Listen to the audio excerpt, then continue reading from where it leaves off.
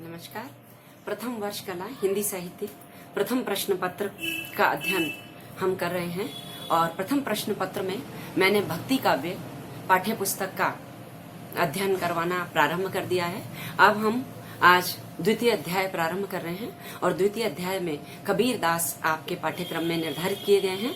जैसा कि आप सभी को विदित है कि कबीर भक्ति काल की ज्ञानाश्रय शाखा के प्रतिनिधि कवि हैं। अतः ज्ञानाश्रय शाखा के प्रवर्तक होने के नाते भक्ति काल की ज्ञानाश्रय शाखा या संत मार्गी शाखा की जो महत्वपूर्ण विशेषताएं हैं वही कबीर के काव्य में इंगित होती हैं। और कबीर का जन्म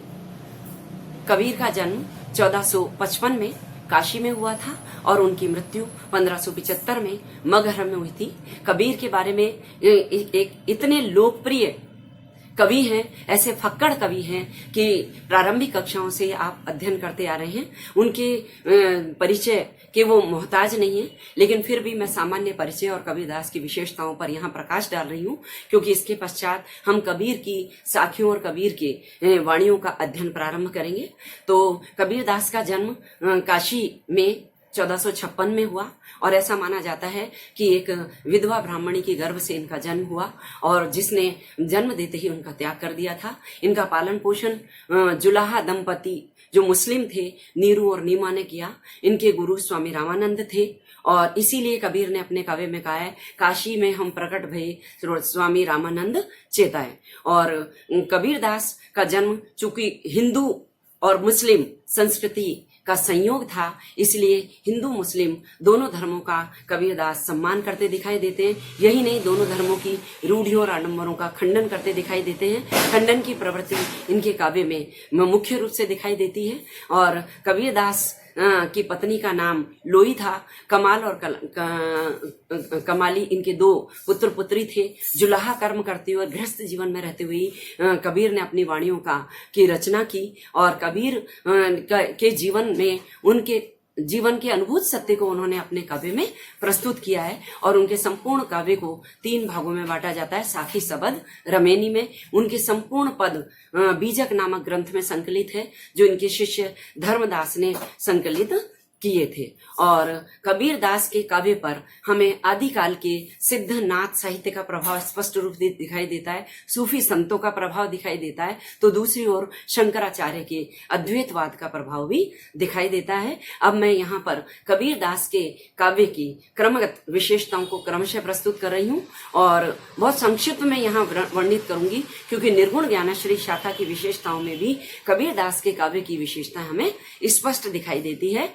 सर्वप्रथम कबीर दास ने अपने काव्य में एकेश्वरवाद का समर्थन किया, यानी ईश्वर एक ही है, आत्मा और परमात्मा एक है, परमात्मा का अंश ही जीव है। और इसीलिए कबीर दास के काव्य में एकेश्वरवाद की धारणा दिखाई देती है। उन्होंने बहुदेववाद और अवतारवाद का खंडन किया। कबीर दास दशरथ सुत राम को मानते हैं, लेकिन निश्चित रूप से अवतारवाद का खंडन करते दिखाई देते हैं, क्योंकि उनका परमात्मा निर्गुण स्वरूप है। ईश्वर के निराकार निर्गुण स्वरूप का समर्थन उन्होंने किया और इसीलिए कहा, जाके मुख माता नहीं रूप स्वरूप पूब मां से पातरा ऐसा तत्व अनूप। पार ब्रह्म के तेज का कैसा है अनुमान, देखे ही शोभा नहीं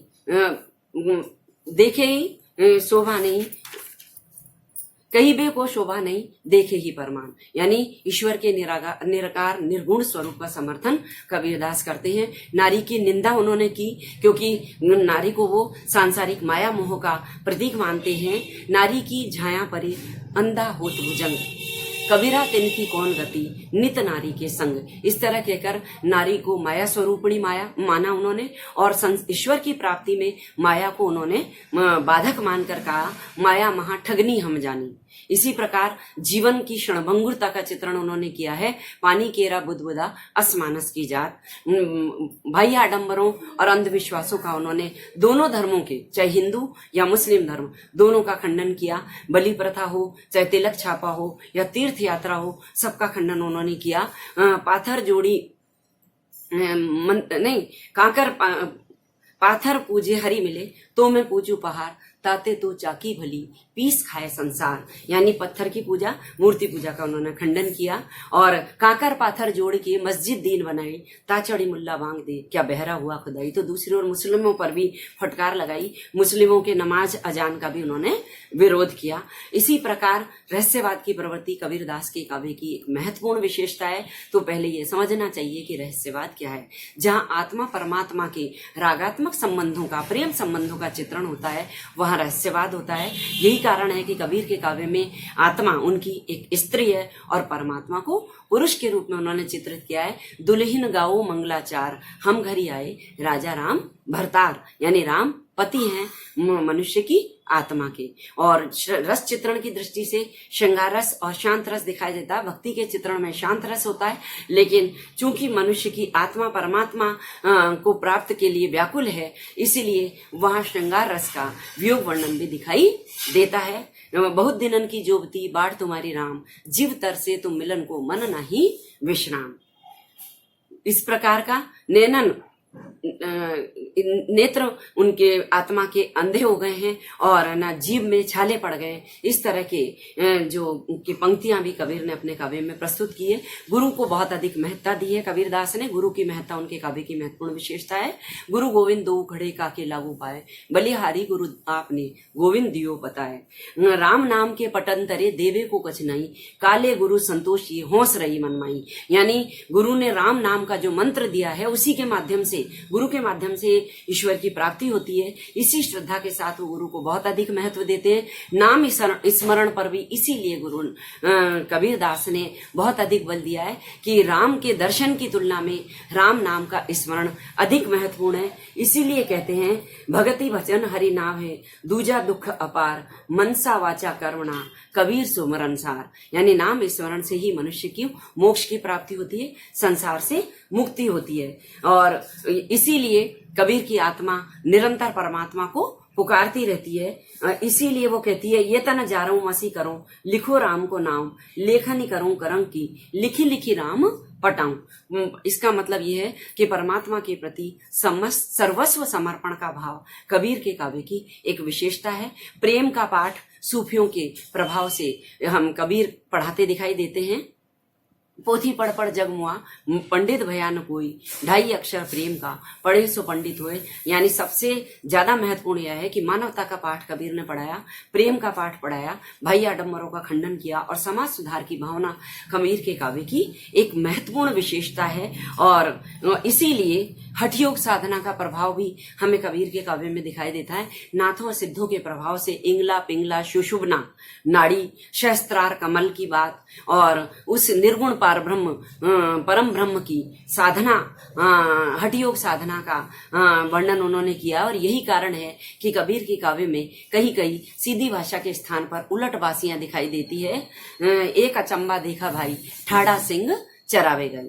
और जहां तक कला पक्ष का प्रश्न है, हम सभी जानते हैं कि कबीर साक्षर नहीं थे और उन्होंने कभी कागज और मसी के हाथ नहीं लगाया। वो बहुश्रुत थे, सत्संगति से उन्होंने ज्ञान प्राप्त किया था। यही कारण है कि कबीर की भाषा को सधुकड़ी भाषा कहा जाता है, क्योंकि इसमें सभी भाषाओं के शब्द हैं। अवधी, बुंदेली, ब्रज, राजस्थानी, गुजराती, पंजाबी और उर्दू और फारसी के शब्दों से युक्त उस पंचमेल खिचड़ी भाषा का कबीर ने प्रयोग किया। इसीलिए उनकी भाषा को सधुकड़ी कहा जाता है।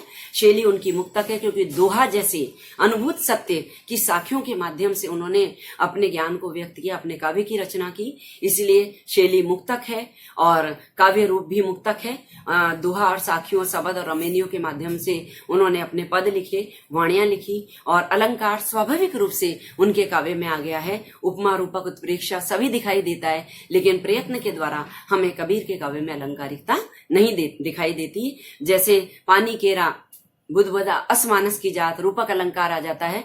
लाली तेरे लाल की जित देखूं तित लाल, लाली देखन में गई मैं भी हो गई लाल। यहाँ पर यमक अलंकार भी है तो अनुप्रास अलंकार भी है। इस प्रकार कबीर का काव्य अपने आप में एक अन्यतम अद्भुत काव्य है। और एक साक्षरता के अभाव में भी कबीर ने सहज जनभाषा को, जनमानस को जिस रूप में प्रभावित किया, कोई अन्य कवि प्रभावित करता नहीं दिखाई देता। गुरु की महत्ता, ज्ञान की महत्ता का संदेश देते हैं, साथ में मानवता का संदेश कबीर हमें दिखाई देते हैं। धन्यवाद।